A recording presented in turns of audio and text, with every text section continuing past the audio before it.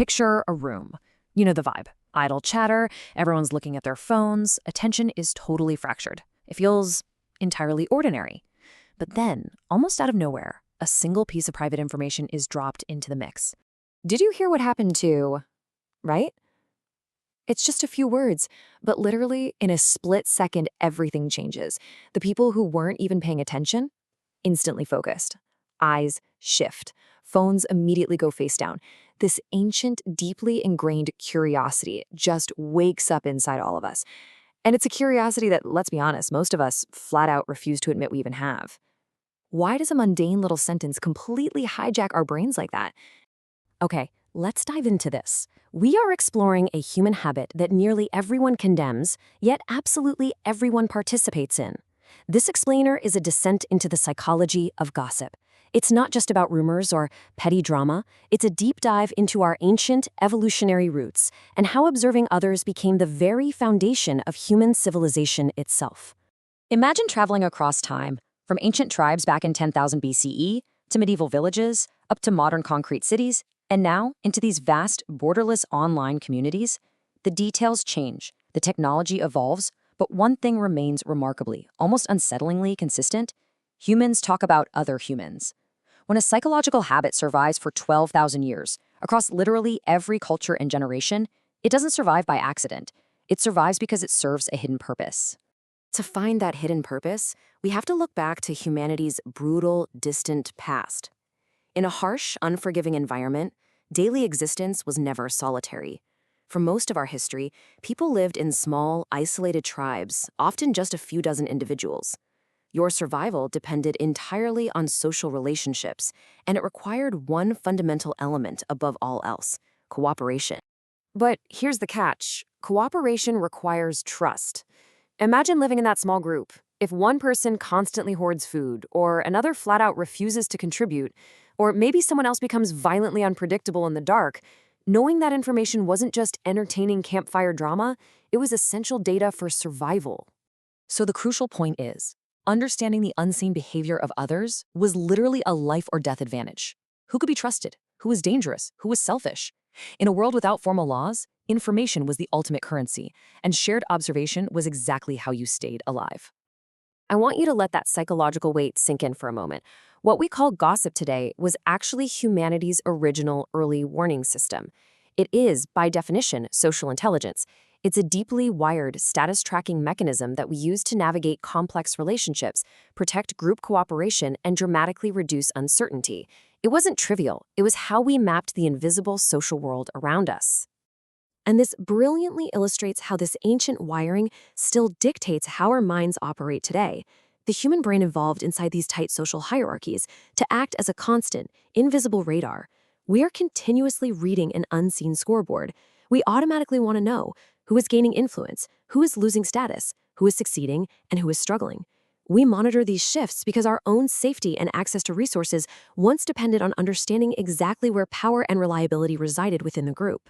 But there is a stranger, even more deeply ingrained aspect to this behavior. Sharing rumors actually feels good. It triggers a release of oxytocin and dopamine in the brain, literal chemical rewards for social bonding. When two people exchange hidden information, they aren't just trading facts. They are creating shared knowledge, a shared perspective. The actual facts being discussed are often far less important than the powerful emotional connection being forged in that exact moment. The shared narrative becomes a profound form of belonging. For thousands of years, this mechanism was limited by geography and the size of your immediate community. But then a modern mutation occurred. Technology removed the traditional limits. For the first time in human history, we can gossip about people we have never even met. The internet did not invent our curiosity, but it did weaponize it into a massive, borderless industry. What used to happen in hushed tones now happens on glowing global screens. The scale is staggering. Millions upon millions of us, every single day, consume the controversies, the scandals, and the intensely private lives of complete strangers. We watch the rise and fall of celebrities, influencers, and public figures with a hypnotic, almost predatory fascination. It's the exact same ancient instinct of tracking status and forming bonds, just operating on a hyper-amplified digital scale. But as many of us have uncomfortably experienced, this immense power has a dark side. The exact same psychological tool that creates profound bonding and strengthens trust within a group can instantly become a painful, isolating weapon. It creates exclusion. It destroys reputations. When a rumor spreads about you or your private information is stripped of its context and judged by a faceless crowd, the emotional impact is devastating. Because to our ancient brains, a threat to our reputation still feels like a literal threat to our very survival. Let's move to this and see how it builds. Because beneath the scandals and the group chats lies a much deeper philosophical realization. At its core, our obsession with human behavior is not just a hunger for information, it's actually a desperate attempt to understand ourselves. We are storytelling creatures. When we analyze the choices, the mistakes, the conflicts, and the triumphs of others, we are secretly asking questions about our own lives, our own motives, and our own fragile place in the world. Imagine for a second a world completely stripped of this instinct, a peaceful society with absolutely no shared stories, no quiet observations of human behavior, no curiosity about the lives of others. At first glance, it sounds perfectly serene, but think deeper. It would feel strangely, terrifyingly empty, devoid of true human connection, because so much of what connects us is our shared, ongoing effort to make sense of the complex people around us. Now, what's really interesting about this slide is how it reveals the profound, hidden truth behind the habit we so fiercely try to hide. We do not exist in isolation. Our lives overlap. Our stories intersect. Our deeply interconnected worlds matter. We spend enormous portions of our lives trying to understand other humans because our shared social environments influence nearly every single aspect of our existence. So the next time a room suddenly falls silent and all attention turns toward a single whispered sentence, pay close attention. Beneath our polished digital identities, beneath the modern cities, and our carefully curated lives, it is simply an ancient part of the mind awakening.